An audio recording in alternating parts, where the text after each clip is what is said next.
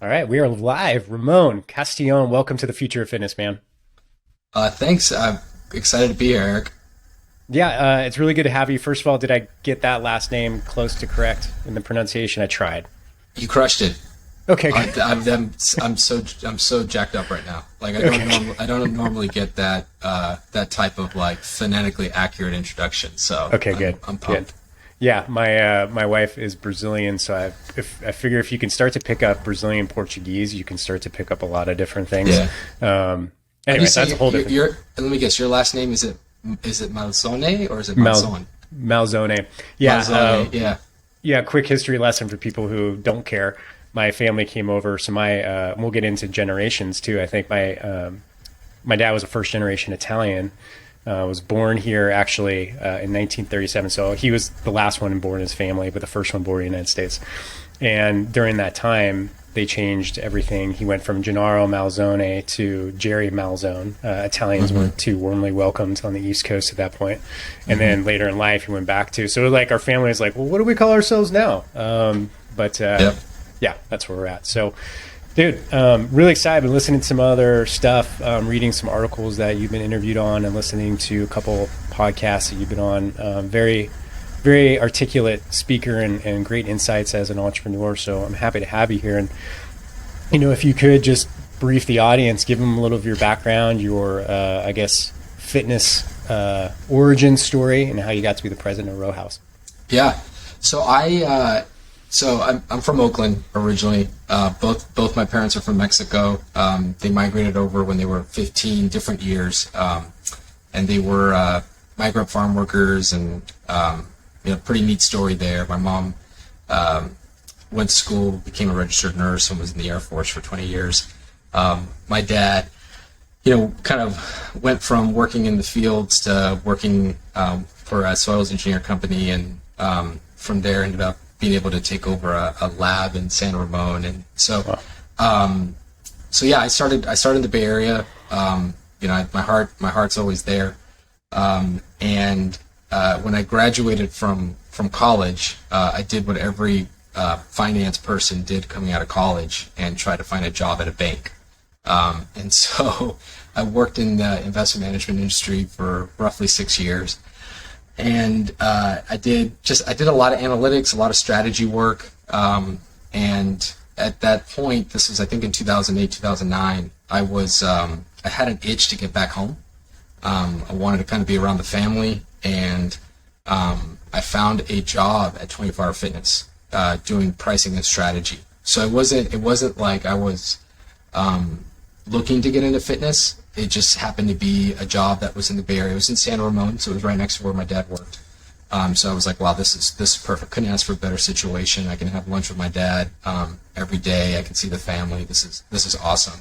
Now, I was into fitness. Like, that's not like, I have my own kind of fitness origin story from high school, where I was kind of an overweight kid, and had a lack of confidence because of that. And there was this kind of inflection point in high school where I committed to my fitness, and was able to kind of come back my senior year in a very different shape. And what that did for me, just mentally, was significant, and it's always something that I've latched on to, regardless of where I've been in my life, in high school, college, professionally, and even today. So I was excited once I got a job there, because I was like, wow, I love working out. This is going to be awesome. And so then I did strategy. I did research for a few of the executive team at 24 Hour Fitness. And I was fortunate enough that the CEO at the time of 24 was Carl Lieber. And he challenged me. He said, look, if you ever really want to understand brick and mortar, you got to run one of these things. And I was kind of like, well, what does that mean? He's like, you need to go run a gym. And for me, that was like so outside my comfort zone, because I was a person that sat at a desk and worked with Excel and built really beautiful slides and had ideas. Right. I was an idea guy. And so I said, you know what, I trust what guidance you're giving me, let's do it. And I jumped head first into the club management training program, which was really scary. Because I have a ton of respect for day-to-day operators. when you look at kind of what they're doing in and day out in terms of driving the business, building teams that are all moving in the same direction with you're recruiting from a different labor pool than even the type of labor pool that I had recruited in the past. I was floored. I was like, these are leaders, and I really have to try to figure out how I can be successful at that, because I want to succeed in this realm, so I can take this and leverage it for the next phase of my career.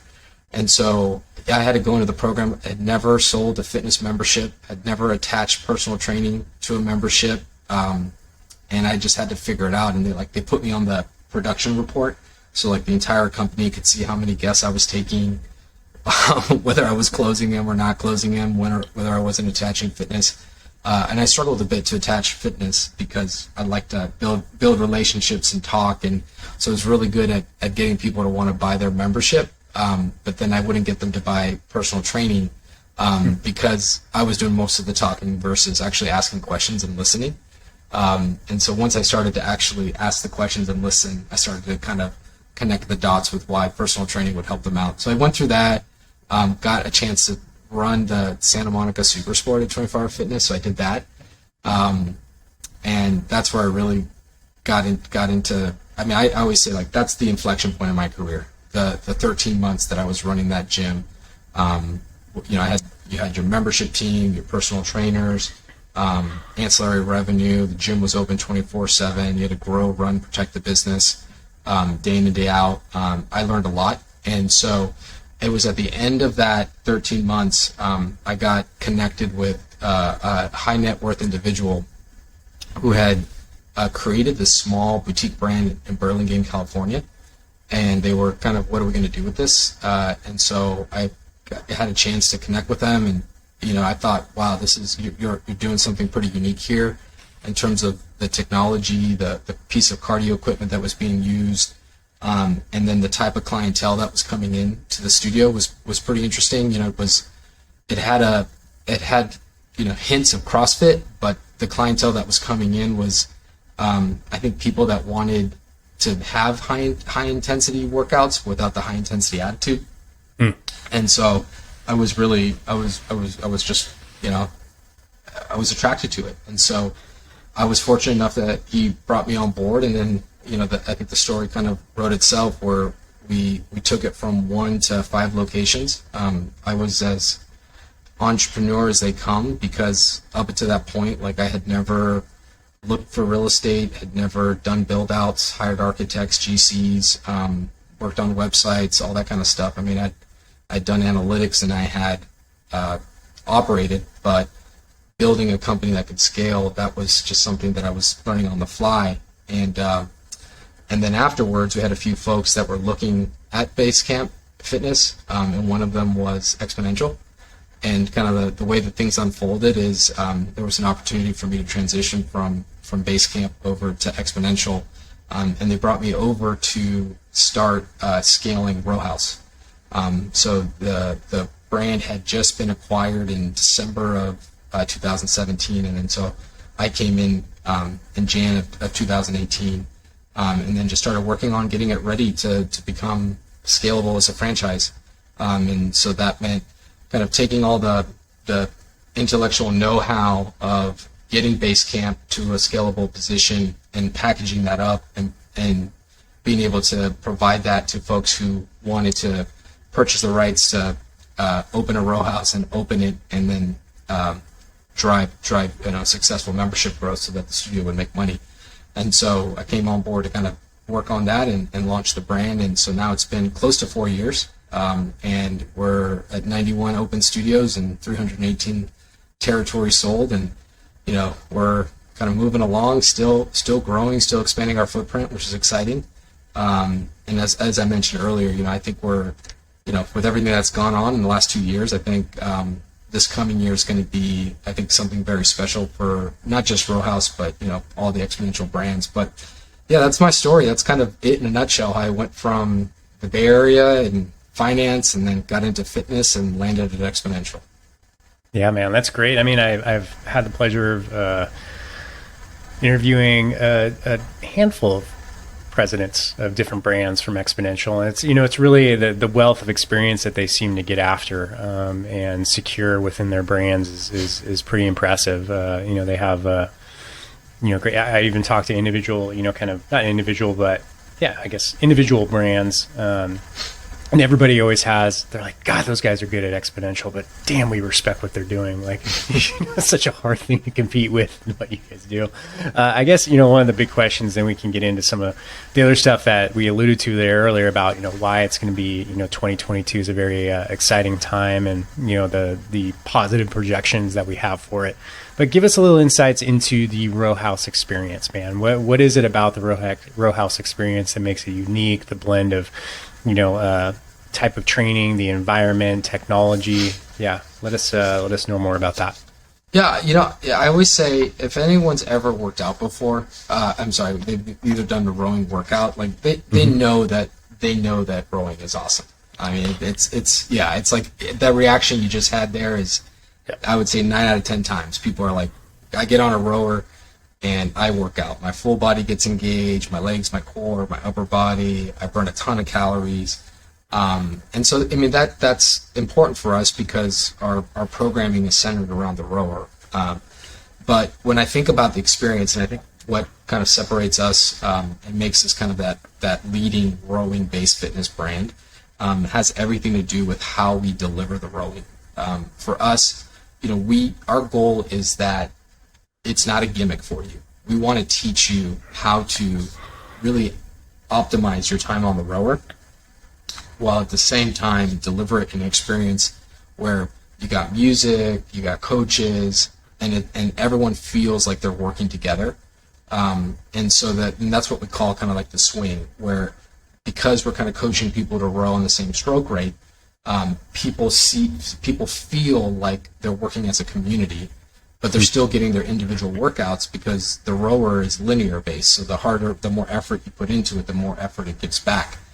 So it allows people of different shapes and sizes to be able to work out in the same room. So so the experience for me has always been, it's a great workout, but the it factor is just how you get people to come together in a 45-minute class that wants them to continue to come back because they just had an awesome experience working out with their communities. They had motivating coaches and motivating music, and they want more of it. And the cherry on the top of that sundae is that it's a modality that you can actually do often because it doesn't break you down because of the low impact nature. So a lot of the times when you take a workout and you love it, it can sometimes be high impact and you get into it and next thing you know you're sore for days or you're nursing an injury or something happens and it gets in the way of being able to do it repetitively. And I think with what we do,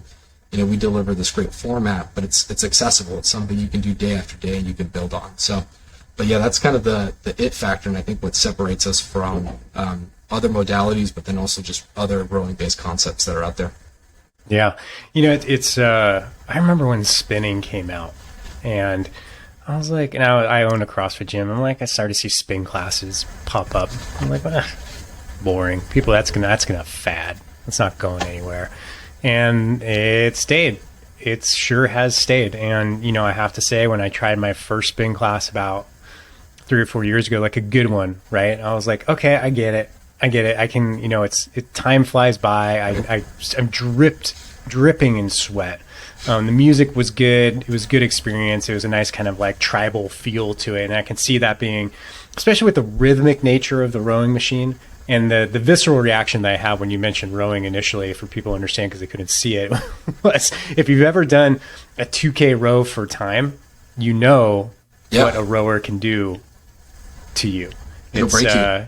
Yeah, it'll break you. Yeah, and in so many ways, I always joke. I'm like, I think each one of us has just a certain amount of 2K rows for time in us before we just fall over dead. Like, I think you get maybe like 100 of them. If you push past that, then you're just, it's like your life force gets sucked away. So when you look at like the differences, I guess compare like when people are coming around, they're like, well, I'm looking at spin, I'm looking at rowing, I'm looking at what, obviously low impact is a big thing, but what other advantages do you guys think you have there? So one, I think you get your bang for your buck. I mean, I always will compare what my calorie burn is when I go for a run versus for 30 minutes versus what it is when I row versus what it is when I spin. And I always burn the same, if not maybe even slightly more calories when I get on a rower. And so for me, that's awesome, because I'm 230 pounds, 6'2", running for 30 minutes takes its toll, especially as I've gotten older. And so for me, I get excited about the fact that I can actually go and take a class and not compromise the physical well-being of my body and still be able to achieve the goal, which is a workout where I break a sweat, I get a mental release, but I also am able to work on my health, especially in today's climate with how important being healthy is. I mean, that was the number one way to be able to protect yourself against the pandemic is to be healthy. And so, I think for me, what makes that kind of stand out versus the other, like the running or the cycling and everything that you talked about, is you get to check all your boxes. You get the calorie burn, you get all the different muscle groups that are worked, but you also don't expose yourself that much to a risk of injury, which is, to me, awesome. Because as I get older, especially, I don't want to get out of bed and take an hour to warm up. And there was some of that, right? Before I kind of really started to look for these low impact ways of working out, like I was a CrossFitter, or I was a high intensity, high impact person to work out. And it's like I feel like I spent, after a couple of weeks, more time nursing injuries than I did actually working out. And that wasn't fun as I got older. It became a lot harder too as I got older. And so, but yeah, I mean, I think at the end of the day, I think what makes it awesome is it's the sustainability. And then what I like about just like the way that we do it at Row House, and I had this, during, like, I had to travel a decent amount for some family stuff. And so, a couple times I was in a hotel, and usually they'll have like a rower, and they'll have like an elliptical machine and a treadmill. And so what I did was, I had to just download some at-home programming to be able to work out in the little gym that they had at the hotel. And what I loved about with the stuff that I did at home was, in the past, like, I would do it and I'd get on the rower and I just would try to row hard, and that's it, and I would get off. And I hadn't actually done this. I hadn't rowed outside of Row House. And so I get on the rower and I row the Row House way, which is really focused on my form. How do I get into the catch and explode off of it? And it was interval based, so sometime on the rower, sometime on the floor, sometime on the rower, sometime on the floor. And it was a way better workout for me because I knew how to row. But I had never known how to row until I'd been taught how to do it by Row House. And so I think even outside of the modalities, I think what is special about what we do is we take something that people have done before and they enjoy, but we help them expand on it so that then they can take that skill set and apply it, hopefully, at our studios. And I think the reason they do that is because of the coaches and the music and the camaraderie, but also just in general, whenever they're on a rower, they see value in the rower, and they learn how to do that because of the time that they spent with Row House. Yeah. It's I as a coach at heart, when I go into a gym, and my wife made me promise that I won't coach people I don't know. Right, that was one. That's one of our, might have been in our marriage vows. But I'll see people coaching or rowing, and it's you can spot it from across the gym, right? When you can spot like the ordering is wrong, they're not catching, they're not posturing correctly, they're not leveraging, all these things, and it's so easy. And then even like a friend of ours just got a C2 rower at home, and she started using it, and she sent me a video, and I sent her a couple things, and she's like, oh my God, what a difference. Like, it's just a whole different workout. It feels stronger, it feels smoother, you sweat more, you're breathing harder. And that's where I think a lot of the instruction, like Shane, we were talking about, from Dark Horse Rowing, does a lot of great instructional videos on his YouTube, and it makes a huge difference. I want to ask you, like, so having a single modality thing like rowing and spinning, or even Jeff from Stride was on here as well not too long ago, being running. How do you find that do you encourage people to mix it with other things in order to keep them in the longevity, or are you starting to branch out into like, okay, well, here's the next level after? Because people we're crazy things, like we'll just get bored of stuff, right? It just happens, especially in fitness. We know it's almost impossible to keep someone for a lifetime. Yeah. In fact, it is impossible to keep someone for a lifetime. So you constantly have to keep people engaged, or you're worrying about retention and getting new clients in. So how do you increase the longevity of a client in a single modality like row house? Yeah, no, it's an important point, because to your point, like, people look for variety, and you have to continue to keep them engaged, or else you're going to lose them. The way that we do it is we have 4 different program types that are centered around. So it's not all rowing. So sometimes I have to kind of catch myself, because I'll talk about the row house brand and it'll seem like it's 45 minutes of rowing, which would be a lot. And it's really about 60% of the classes are rowing, and the other 40% are floor work. And so we have a strength-based class, we have a power class, we have a restore class, and we have a full row class. Strength-based, we call it signature. And so on a signature class, when you're on the floor work, you're doing more body weight movements and using dumbbells. With power, you're doing more high repetition, more explosive, kind of get your heart rate up type of movements. In restore, the rowing programming is really interesting, because you'll actually work at a lower stroke rate, which doesn't make rowing easier, because it's actually can be a pretty brutal workout to generate power when you're rowing at a lower stroke rate. And then on the floor, you do more restorative movements, different stretches, things to kind of help give you range of motion and hopefully combat potential of injuries. And then we have full row for those diehards that just want to row a lot and just burn a ton of calories. And so we take those different program types and we build out a schedule that would give people, they would feel comfortable coming into the studio 3, 4, 5 times a week, because they feel like they will get the variety there. And then we sprinkle in some other things like benchmark programming, so that people can prepare for like a 500, or like you were saying, the 2K. And then we have like special events like relay rows and things like that to keep people engaged throughout the month. And so that's how we kind of expand on the rowing, so it doesn't feel like it's just rowing over and over and over again. And then even within the rowing, we have a lot of different drills that will change up, so that people can't predict what the workout's going to be, because to your point, if you can start to predict things, then that's when you start to see attrition. And then I think what we've done well at Expo, though, is understanding that folks at times will want to the existence of the exponential network and the creation of XPass was so important, because what happens sometimes is in fitness, you kind of have this either or that you have to go through. So I like rowing, but I want to do something different. So I have to choose my rowing with something else, some other membership at another gym. And so I guess I'll just forego rowing for now and go do this modality. And so you break up, but then to your point, you then realize when you're over here that you do miss rowing, and then you come back.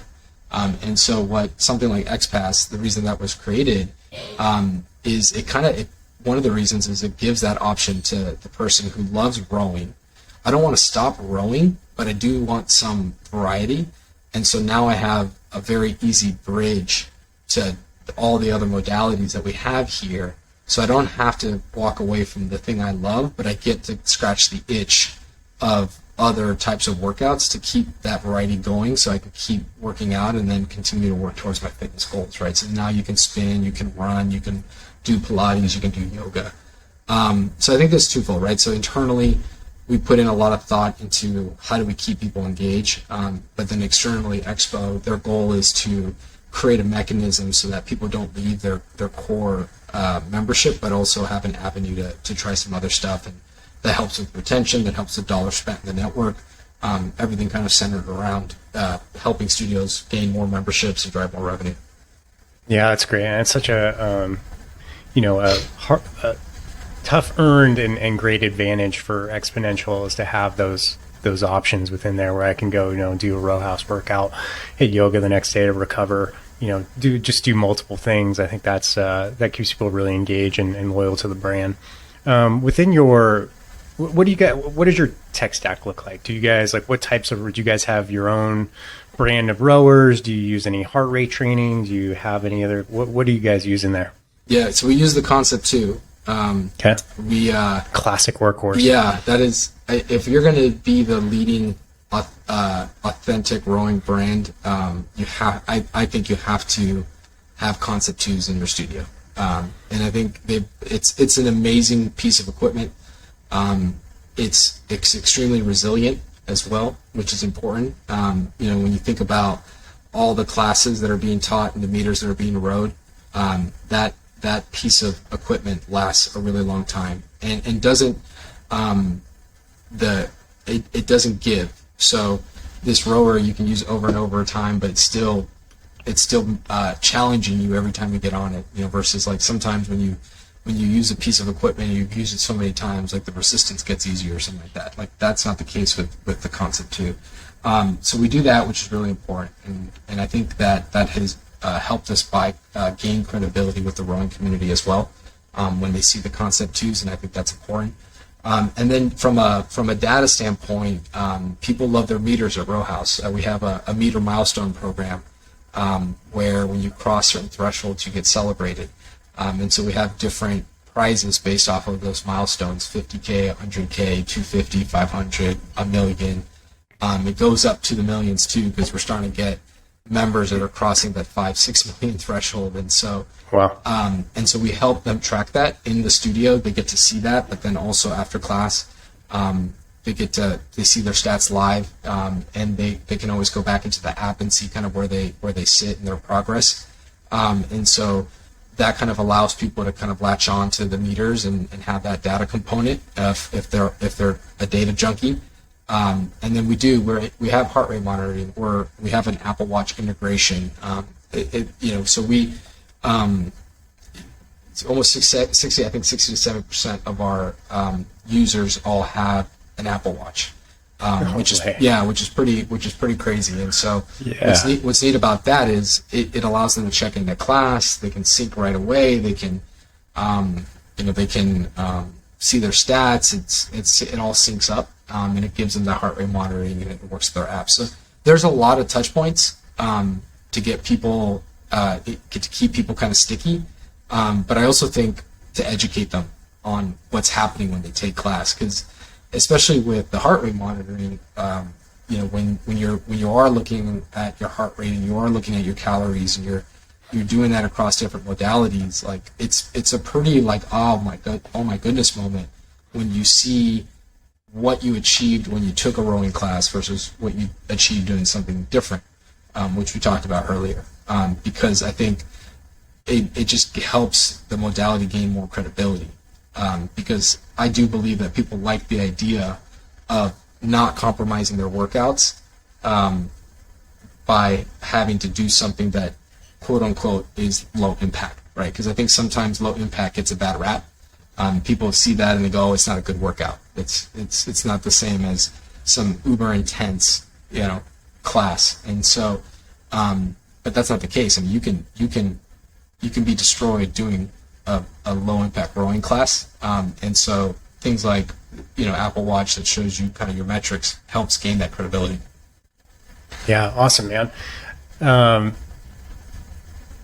So when you look at the world of rowing, I mean, there's in the last 2 years we've just seen the connected fitness thing boom exploded, right? I feel like there's still an arms race in the connected rowing area. Mm-hmm. Like there's C2 rowers, like we discussed, kind of the gold standard when it comes to rowing machines. They're not connected, not yet, right? Who knows what they're up to, or people are looking to do that. But where do you see Row House fitting into the connected rowing? Is it something you guys are paying attention to? Are you staying to your lane of just being an in-studio experience, or do you have plans to kind of get into that arena as well? So I'm not too privy to so we have our Exponent, we have our Go product, which is on demand, which is it brings our coaches and our brand and our modality to people outside of the studio. Don't have a crystal ball to kind of predict where that might go, but it's definitely, I think it's something you have to pay attention to, which I think the Go product demonstrates that. For us personally, our focus is still at the studio level. That's what we want to be great at, because I think that that's what people need, especially now more than ever, as the as people have had to go through the last couple of years, and just the challenges that come with being within a confined space, and what that does to your psyche. I think that people are ready to get back into the rhythm of things that help them feel better outside of the homes. And so I think we're in a really good spot to be able to provide that need to those people. I am, though, from an at-home perspective, I think rowing is going to continue to get more and more attention and eyeballs and development, which for me I think is a great thing, because what it does is it just puts rowing top of mind, similar to like what Peloton did for cycling studios. I think that it got more people into cycling, and then as a result, it just created more lead flow into the studios. I think when you see Hydro Row, or you see some of these other at-home fitness options with celebrities on them, like, I get excited about that, because I go, that's helping to drive more credibility around the rowing modality. And I think that is going to make people wonder what it's like when they do that within a group setting, because it is different. I mean, I've used at-home rowing options, and it is different when you're on a TV screen, on a rower looking at a TV screen, versus in a room hearing the concept twos all go together with the music. I mean, you hear that, right? And it's like, you vibe, and you forget that you were in there for 45 minutes. And so I think when you see at home expanding, I get excited, because I think that's just going to help the studios more in terms of just more leads in through the studio. But I'm also not going to sit here and say that that we haven't actually tried to look at ways that we can engage that consumer with Row House, so that they do come to us inside the studio and experience it that way, because we have through the Go product. But I guess we'll just have to see. I mean, I'm excited, right? I think the options are there, and I mean, it'd be cool to see what we come up with. Yeah, it's going to be an interesting ride, man. Which in this dovetails nicely into kind of the, one of the I guess big and final points we want to talk about is, why should a studio owner, maybe specifically a franchisee of Row House, be excited about what's coming up in 2022? I mean, we've seen a hard year of, gym shutdowns, small businesses, services, to no fault of their own, just go out of business, man. And it's been hard. And, it's just, whatever your opinion of it is, of why, or if it was right or whatever, it doesn't matter. It happened, and this is where we are. So when you look at the last 2 years and you kind of rally the troops for next year, what are you saying? What are you thinking? What's going on in your head? Yeah, I mean, I think the pandemic created a seismic shift. People are always going to look at life pre-pandemic versus post-pandemic. I mean, that's almost like now when someone asks me about something, I go, "Oh, that was pre-COVID. Like that felt a long time ago, and now we're post-COVID." And I've changed, because I did. I think what I personally, and what our franchisees and what consumers went through caused a shift. And but I think there was a lot of good changes that happened, and that created a lot of opportunities. And one of them is just how people engaged in their wellness.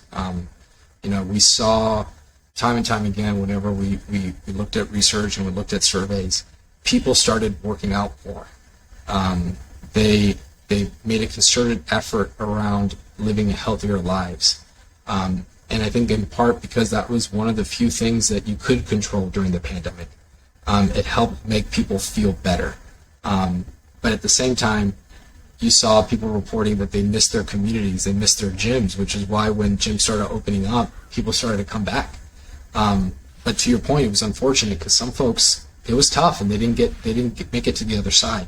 So you have this, increase in focus around your wellness, not just working out, but everything else, right? You have, now you have plant-based food options. I mean, the list goes on and on.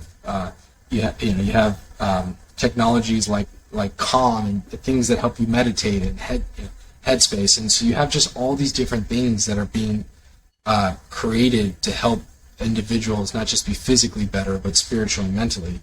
And I think you have that increase, but you also have a consolidated industry because of everything that went down. And so you have this opportunity now to take these individuals who are yearning for connection and provide that connection for them. And we have the toolkit here at Row House and Exponential to help our franchise owners be able to tap into that market and to get those folks to come into the studio, take class, have an amazing experience, and convert into members. And then once they're members, leverage that foundation to become brand advocates to tell more people who are in that space to come into the studio. So, I think it, I always feel kind of a little weird saying that, there's this light at the end of the tunnel that's created because of a lot of difficult times, because we want to be respectful to the folks that were in that difficult time and unfortunately for whatever reasons weren't able to kind of get through it. But at the same time, for our owners that have stayed engaged, that got creative and ran outdoor classes. I mean, they basically recreated indoor studios and made them into outdoor studios during the pandemic to be able to stay engaged in their communities and build those relationships. Now is their time. Like this is what they fought for. And whatever other challenges come up because of COVID, because there will be, I think, we're still kind of navigating that stuff. I do think that, we've been able to demonstrate that we know what to do when this tough situation is thrown our way. And so, I get excited. I get excited about what we've been able to accomplish and kind of the support that we can give our partners to be able to win in this environment. And I do think that they're going to win in this coming year. Yeah, man. I think it's really exciting. And anybody who's been in the fitness industry for more than a minute has seen that, some kind of consolidation has been necessary. This just accelerated what we knew was coming. Yeah. And, that's been a topic on this podcast more times I could probably count. Yeah. And it's just interesting. Like I'm starting to see the need for people, really strong need. Just personally anecdote is like my wife and I were talking, like she was kind of a little upset. She's like, we never talk at the end of the day anymore. I'm like, well, it's because I saw you in the morning. We spent all day together in the same house. And afterwards, like, well, what am I going to ask you? Like, how did your day go? I know exactly what happened, right? You know exactly what I did. You probably heard me doing podcasts from 10 feet over. Like, I think people need to get out and it's more enriching for our relationships and, to have that need to get out. And I think people are getting to the point where like, well, today's the 30th of November in 2021 and people are talking about this new variant. I don't know how much people care anymore. Yeah. I think people are ready to get out. They're like, well, we'll take on whatever it takes on because we can't live like this anymore. Yep. And I think that's a very powerful motivation, and we're going to see a huge upsurge in the right brands and the community engagement. Yeah. No, you're spot on. I mean, the lines got so blurred over the last couple of years, and I think people are tired of that, and they're trying to figure out how to kind of create the separation that existed before, which they didn't really recognize how important that separation was until it got taken away. And so, I think that's a catalyst for, we went to a movie theater for the first time this past week. Like nice. What did you see? Encanto. I have a 4.5-year-old, so I wanted to watch Eternals, but I was hoping you were going to say Dune. No, it was Encanto, so we had to go watch that. I walked in. But we went, right? And so here I was the type of person that was like, this at home, HBO Max, getting the movie to my home. This is everything I ever wanted. This is awesome. Like, I have my couch. I have my big screen. Like, oh, this is one of the best things that happened from COVID. I go to the movie theater, and I go, you know what? I like eating a bucket full of popcorn and having my seat shake from this ridiculous sound system. That was fun. And I go, yeah, you know what? Because you're human. It's in your DNA. Like, you needed that. Like, and that's applicable to so many different things that we do. So like, our CEO here says this often when he talks about like at home. He's like, the at home kitchen didn't cannibalize restaurants, and it's kind of that. It's true, because you still need, like, I can cook all I want, but at the end of the day, like, sometimes I just want to go to the restaurant and hear the music and engage with the waiter and discover some new dish and some new glass of wine, and that's just awesome. And so yeah, to your point, I was just like, you were talking about that, I'm like, I just literally experienced it with a movie theater, and I thought I had converted. And I realized it's like, it's just because I'm human. I need experience. I need touch points, some auditory, visual, all that kind of stuff, right? So, but yeah, it's everywhere. So I think we'll get through this and we'll come out of this stronger. And and I think we've done a lot of good work here at Row House and Exponential as a whole to really kind of be that key kind of operator in this industry. And so I'm excited. I think we're gonna answer the bell, and I think it's gonna be a good year for us. Yeah, awesome, man. Yeah, I mean, overall, we're experiential beings, right? Yep. And if we can stay out of the matrix, I think, having great community experiences like what you guys are striving to do, and a lot of other great, in-person brands, there's always a lot of space, and I think it's going to be a great year. And I've talked to a lot of people who have their finger on the pulse and seeing the data of what's going on with, boutique fitness, and it's going to be 2022 is going to be a good year for that. So. Yep. Man, Ramon, thank you so much for spending some time with me. It was a lot of fun, very insightful. Love your positive attitude. And if people want to get a hold of you, or you want to send them somewhere online, where do they go? If they ever want to check out the brand, www.therowhouse.com. A ton of info there. You can get in contact with us that way. But start there. Download the app too, the Row House app. Cool. And look for a row house near where you live, because we'd love to have you in our studios and treat you to a really awesome class, and hopefully have you join the family, have you become part of the boat. So nice. Check out the website. Nice. Awesome, man. Well, thank you so much, ladies and gentlemen. Ramon Castillon. Thank you, Eric. All right. Have a good day. Cool, man.